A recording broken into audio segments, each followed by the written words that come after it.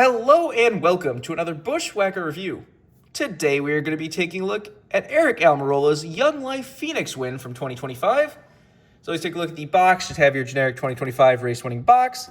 Race version winner sticker, Lionel Racing 2025 race winner. Aric Almirola, JGR, render the car right there, standard finish. Made total 528 of these things. NASCAR Xfinity Series, standard finish. Got your race schedule on the back of the box, same stuff.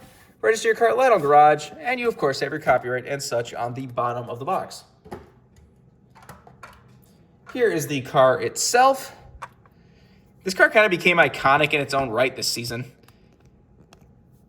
It was so around this year. Like, any of the times that Aric Almirola ran this car, he was always up front. He won, 3 separate times in this paint scheme, and then won the Owners' Championship for Joe Gibbs Racing. He was one of the only Joe Gibbs drivers actually worth anything this year, which is weird. Like, he won 3 times. You had Brandon Jones, who's become, for some reason, a full-on Kansas and Darlington merchant. He won a couple times. Taylor Gray finally won a race at the very end of the season, but, for Joe Gibbs Racing being the team that used to be, the unbeatable team in Xfinity, it's just kind of funny that they're just... Aric Almirola is the only one that can really win for them most of the time anymore. So Justin Bonsignor that ran this car most of the year was just not that great for some reason. But it's funny because he actually got kicked out of this car at the end of the season for Aric Almirola so they could get the Owners' Championship.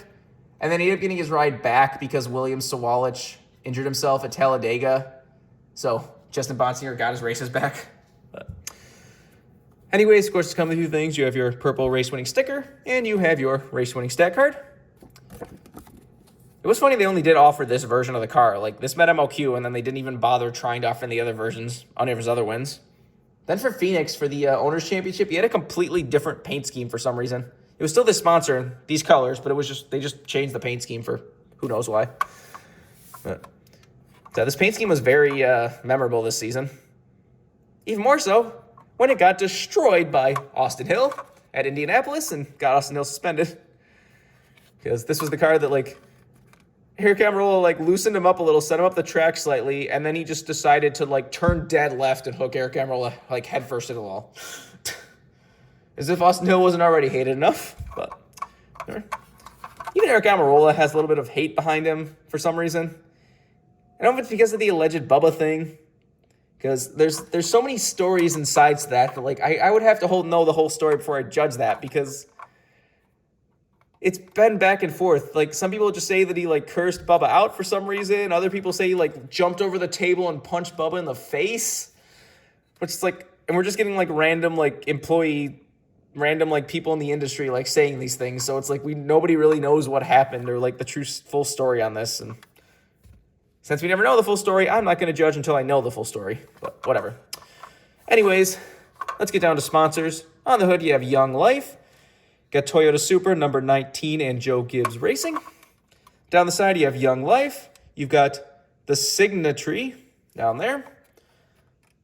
And here you have Interstate Batteries, Mac Tools, Siemens, Mobile Weld, Lincoln Welders, and Sherwin-Williams. Nothing on the C-post. It's funny that that window wrap doesn't line up at any point with the car. Great. Anyways, you got Toyota and J.D. Gibbs. Got your typical tendencies and such up front. Does actually have J.D. Gibbs' signature on the name rail instead of Aric. That's a nice touch. All right, on the back, you got Toyota GR Supra, Toyota Younglife number 19. On the deck lid, you have Younglife. Got Younglife again on the roof. This is number 315. Got the same stuff down the other side as usual. Take a look under the hood. So you got Mobile One and Toyota under there. There's the engine detail if you want to see that. Obviously, no deck lid or roof flap on these Xfinity cars. And there's the inner side of the car if you want to see that. Now let's get down to the damage and such. You've probably already noticed one big part of this car. You can see in that kind of bright, yellow-green color, it is very dirty. You have tons of dirt and grime and rubber buildup and such throughout this car. A very nicely dirty car. And you can see on the right front, it is marked up a little bit. The lettering is completely rubbed off of the tire, as well as a huge mark right there. And you have the bulk of this car. You can see that the right rear is completely rubbed off on the lettering, and you have huge donut tire marks. Those are from Alex Bowman. Aric Almirola like tried to dive in under Bowman in the final turn on the final lap and like washed up a little bit, and I think put Bowman in straight up into the wall across the line. So led to a nice damage race version, but Alex Bowman really just can't catch a break anywhere, can he? Anyways, on the back of the car, just a few little marks and scuffs and stuff. You see a little bit of some rubber buildup on the left rear tire, a little bit of fuel spill and such.